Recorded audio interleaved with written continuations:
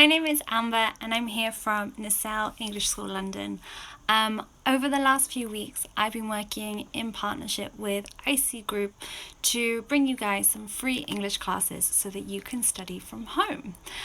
So today is like every other day. I have an English class to teach you about some English grammar that I think will be really helpful for you guys studying at home or wherever you are. So as always, if you have any questions about the class or the content, please send them through in the comments and I'll do my best to answer them. It's lovely to see you all here ready to learn, ready to practice some English, listen to a British speaker, and I hope you are ready. So today's class is on a topic that seems and feels very, very small, but it's also something I feel like students don't understand. So it's very, very helpful to have this class and to really work out the fine details or the fine rules. So I hope you are ready to start. I'm going to share this lesson with you so you can see everything that I can see. So as I said, it's on quite a small topic, but an important topic. So the difference is between each and every. The difference between each and every. Okay, as I said, feels quite small, but I promise there's lots of information I can tell you about these two words. So each and every are very similar, and most of the time you can use them interchangeably. This means it doesn't matter which one you use. However, there are rules about when to use them or how to use them, and you can't always just choose at random. So we're going to have a look at some of the rules and check that you understand what they mean. Okay, so we're going to start with each. So each we use when we think of things separately. So we think of them as an individual item. So we could say, look at each photo carefully. This means look at the photo one by one.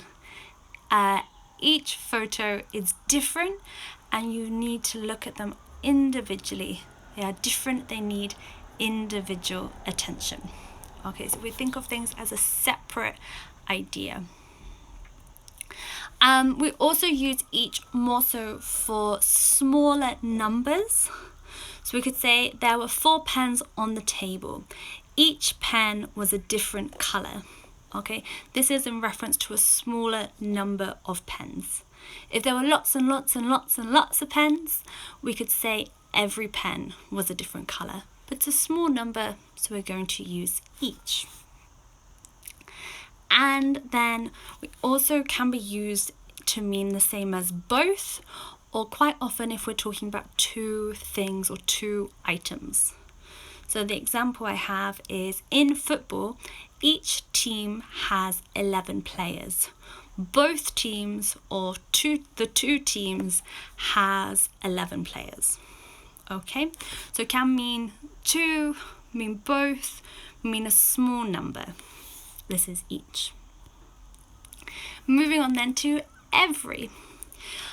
Every is when we think of a group of items that are all very similar, and we want to talk about them as a group of items.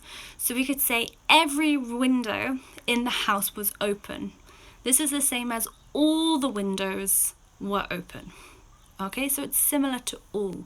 If we're talking about a group, a collective, similar to all of them. Okay, every window in the house was open. All the windows were open. We also use every in when we're talking about a large number of items. So we could say Chris loves football. He has watched every Premier League football game this year. We're talking about a large number. Okay, he has watched every football game this year.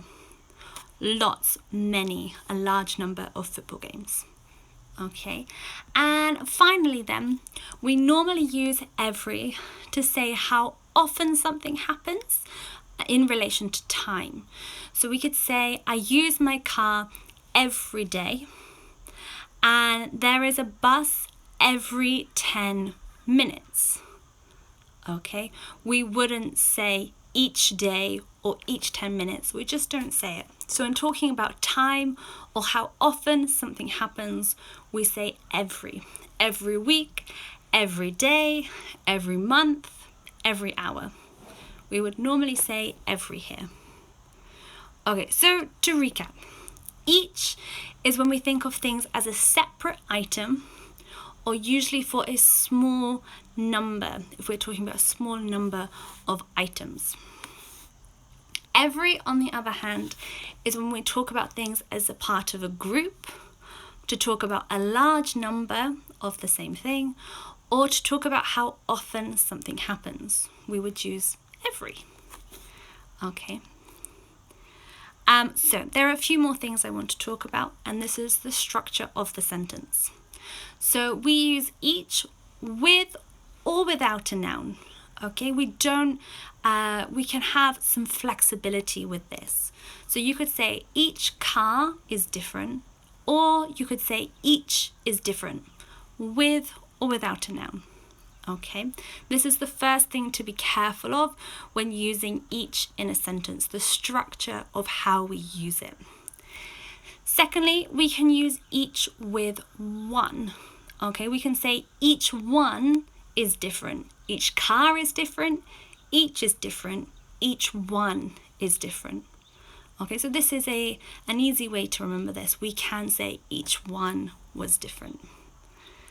And the final thing, we can say each of. So we can say each of them, each of these, each of the is different. So this is another example. Each of the cars are different. Each of them were different. Okay. And some more structure rules then, but with every. So we can use every with a noun. So we can say she watched every film on Netflix. We need that noun there. She's watched every film on Netflix. We don't use every alone. Okay, so we can't say, have you watched all of the films on Netflix? Yes, every. We need something else there. It's not possible just to say yes, every. It doesn't make sense. So we normally say yes, everyone. Okay. Have you visited the sites in London? Yes, I visited everyone. Okay. We have to add that one there. We cannot just say every. It doesn't make sense for us if you just say yes, every. Someone will be like, every what? So we say everyone, not just every. And another structure rule to be careful of, we say every one of. This is okay. Every one of. I have visited every one of the sites in London, but never every of. Every one of is okay. Every of, we don't say. So have you watched all the films on Netflix? Yes, every one of them. Okay, we can say every one of, but not every of. So these are some structure rules. Okay, so to recap the difference then, we're talking about every and each. So what we're going to do is a short quiz to see if you can understand and use these correctly. So each and every. So a final recap then is each is when we think of things as being a separate item, and that is an important thing. A separate thing is important, and usually for a small number of items. And on the other side, we have every, when we think of things as part of a big group, or we're talking about a large number, or we are talking about how often something happens. These are the differences between each and every. So what we're going to do is a quiz. I'm going to bring up a sentence and you need to tell me if we need the word every or each. So number 1, John has read each or every book in the library. Number 1, tell me in the comments what is the answer, each or every. John has read each or every book in the library. I'll read it one more time. John has read each or every book in the library. Let me know in the comments, is it every, is it each? Okay, I can see some answers coming through. Well done, guys. Moving on, number 2. Each or every seat in the cinema was taken. The film was a sellout. Number 2. Blank seat in the cinema was taken. The film was a sellout. Again, same question. Would you choose each or every in this sentence? Okay, each or every. I'll give you a few seconds here to choose your answer, and then we'll move on to the next one. Number 3, there is a train to London each or every hour. Again, there is a train to London each or every hour. Let me know what you think the correct answer is. There is a train to London each hour or every hour. Okay. And moving on to the next one, I think this is number 4. Sophie and Jess each had £10 or every had £10. What is the correct answer? Sophie and Jess blank had £10. Each had £10 or every had £10. Let me know, what answer should we be using here? Okay, final time. Sophie and Jess each had £10 or every had £10. Okay, I can see lots of people playing along at home. I think this is our final question. There are 6 apartments in the building. Each one has a balcony, or everyone has a balcony. Okay, what is the correct answer? There are 6 apartments in the building. Each one, or everyone, has a balcony. Let me know in the comments which one you think is the answer. Okay, I'm going to give you a few more seconds and then we'll go over the answers and explain why it is each or why it is every. Okay, a few more seconds and then we'll have a look at the answers.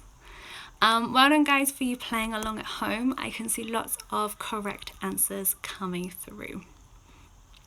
Okay, so the first one is every.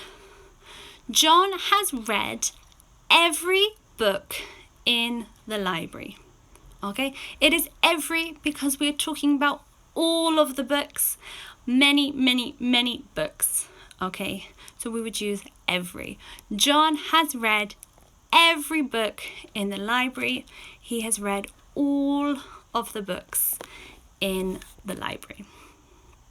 Number 2 is every again. Okay, every seat in the cinema was taken.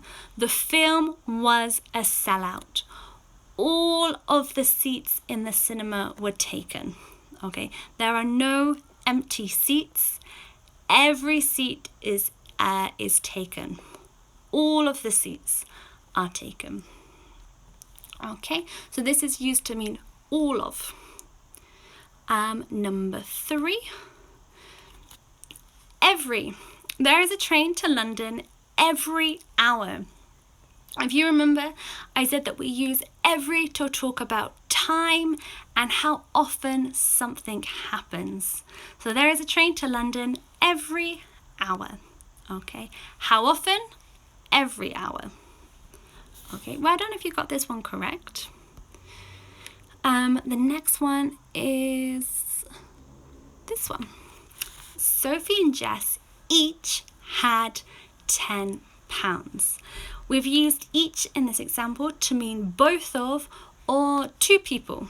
Okay, we're also viewing them as individuals. So Sophie had £10 and Jess had £10. They each had £10.